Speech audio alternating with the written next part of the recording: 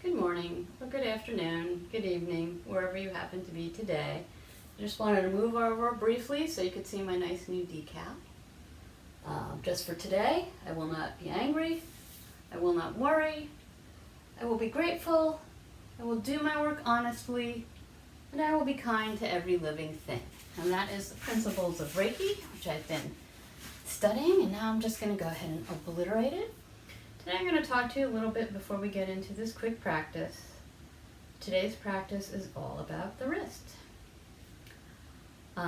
So if you have wrist problems, if you already have pain and you already have problems, I want you to talk to your doctor first. You see this disclaimer on all my videos, but I'm not a doctor, I'm not a physical therapist, I'm not a fitness trainer, so I can't diagnose you, especially over the internet. However, if you just have some aching, if you've been working a lot on a keyboard, if you need a break and need to energize a little bit midday, this short practice should help you a lot.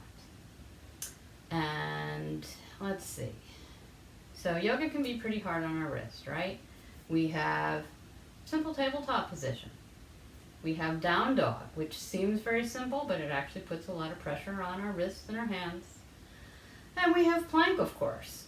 So for all of those poses, actually, and there are others, of course, but for all of those poses, one option is if they're bothering you and your wrists are bothering you, you can come down to your forearms. You can do a forearm plank.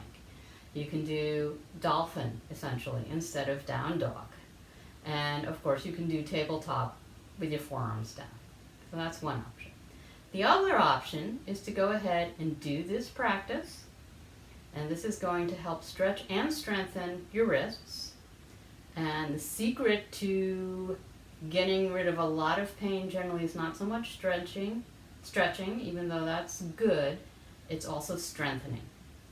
Okay, so let's come to an easy seated position, however that looks for you today. And we're just going to take our hands together. We're going to turn them out so that our palms are facing forward. And we're just going to hold them straight out in front of our body, and we are going to take a few deep breaths in, maybe in and out through your nose, maybe in through your nose, out through your mouth, just to come into this practice and maybe release any tension you might have, whatever works for you. I'm going to go ahead and let it out through my nose.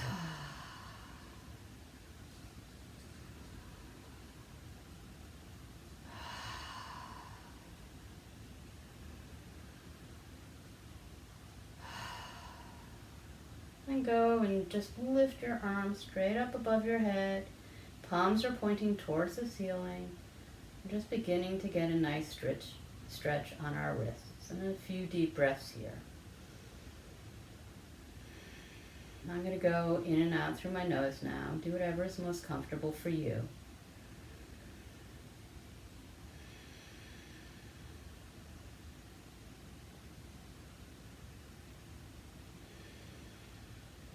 And let that go. And I want you to take your left arm out in front of you, and you're going to take and fold your thumb in, and then the four fingers of your right hand, and you're just going to bring it to your forearm. It's a little bit of myofascial release, myo meaning muscle. Basically, it's self-massage. And we're going to take our wrist and we're going to move it towards our body and away from our body. And just pressing gently into our forearm. Do that a few times. And then on your own, just begin to move it up your forearm. You shouldn't feel any pain at any time in this video. If you feel pain, either back out or stop altogether. You should never ever feel pain in yoga. It's a sign from your body that you've gone too far. Keep moving up. It should feel nice.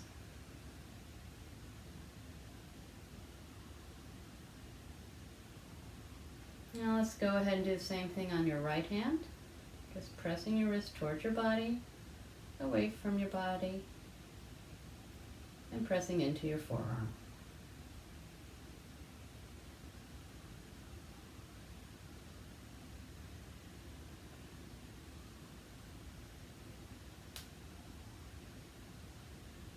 And maybe if you're like me, maybe you can feel a little bit of a crack in that wrist, and that's okay. When I was a kid, I had really bad wrist tendonitis. They couldn't figure it out. I played the flute. And so you play the flute, and your wrists are bending all the time. And yeah, it wasn't good. I was in a lot of pain. And I haven't been for a really long time.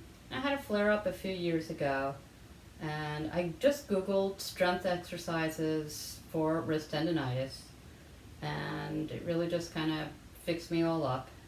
Of course, I don't really suggest that you usually Google for things, but usually it's not a matter of stretching more, it's a matter of strengthening something.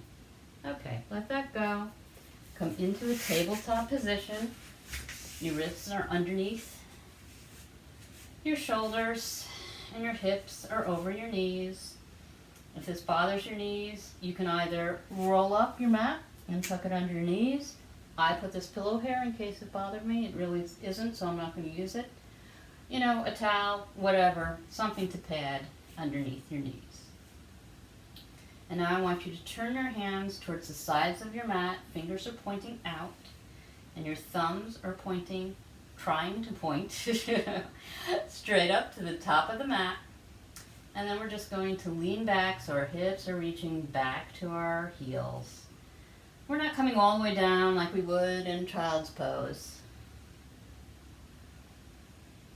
And take a few breaths in and out here. It should feel like a nice stretch through your wrists and up your forearms.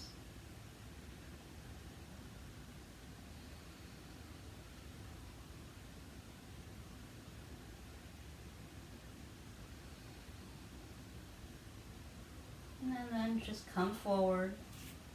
Take your hands, fingers point towards the top of the mat. And then bend your wrists so that the back of your hand is coming towards the mat.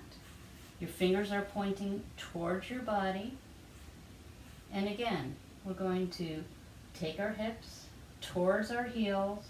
This is a little more intense stretch. Your elbows are going to bend a little bit. And again, if you feel any pain, just come a little further back up. And if it's really just bothering your wrist, don't do it. Skip it altogether.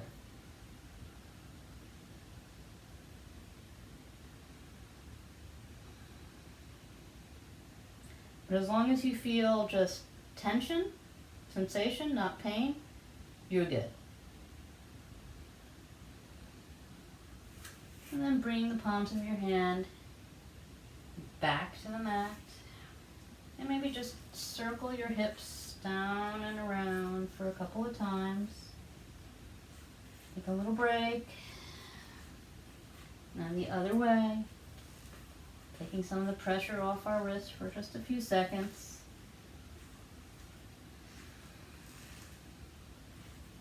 And come to stillness. And this time, this is our last stretch in tabletop, and we're going to do one hand at a time. And we're again going to take our fingers to point down towards our body. But we're going to have the palm of our hand on the mat this time. And once again, we're going to take our hips towards our heels, and we're going to let our wrists come off the mat just a little bit so there's space right here. And then just take a few deep breaths here.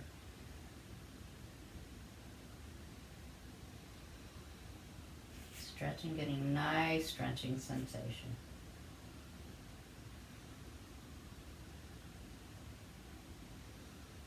And let that go. Bring that hand forward. Take the other hand, fingers are pointing back towards your body. Begin to bring your hips down towards your heels, and your wrist will naturally come up off the mat a little bit. And you should be getting really, really nice stretch all the way down your forearm into your wrist.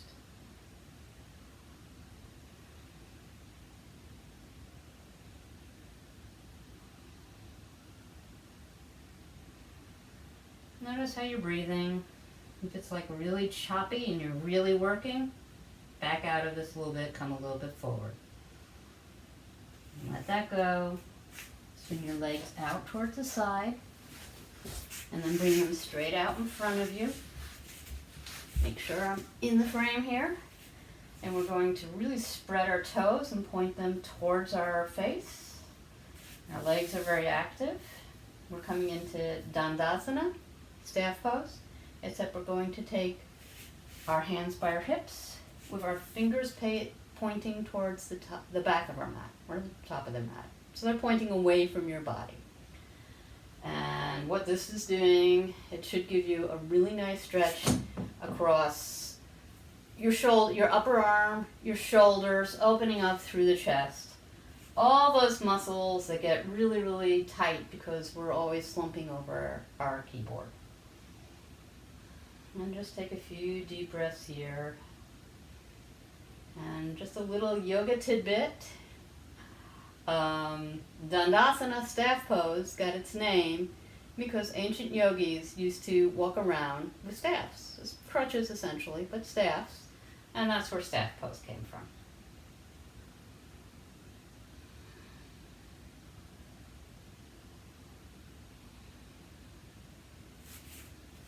All right, let that go. Come to an easy seated position to finish up. I want you to clasp your hands together, one over the other, and then just begin to roll them out in kind of an infinity roll or a figure eight roll. Just to let the tension, I mean, your wrist should feel pretty well worked by now, and so we need to let that tension go. Stop, try and go in the other direction, which I always find really, really difficult. And then just shake it all out. Let that go. Let a little energy getting back into your body. I hope you enjoyed this short practice. This is a great practice to do as a warm-up before every yoga practice, but I'll be honest, I don't. It would really be great though. It's going to build a lot of strength into your forearms and your wrists. It also makes a great midday break. It makes a great break if you've been typing at a keyboard all day, counteracting that slumping motion, which we really don't want. I hope you enjoyed this short video. I hope that your wrists thank you for it. If you did like it, please go ahead and click the like button. Drop me any comments in the comments. I would love to hear from you. I'd love to hear what you would like to see next. At some point I think I'll probably do a shorter but longer warm up for yoga. A lot of practices on the internet are really short. And for a lot of practices, we really need to be a little bit more warmed up. That's why so many yoga classes are 60 minutes, because it takes time. But for now, click like if you liked it, click subscribe if you want to know when I release a new video. Thank you so much for joining me today, and I hope your wrists are really thanking you for this practice. Namaste.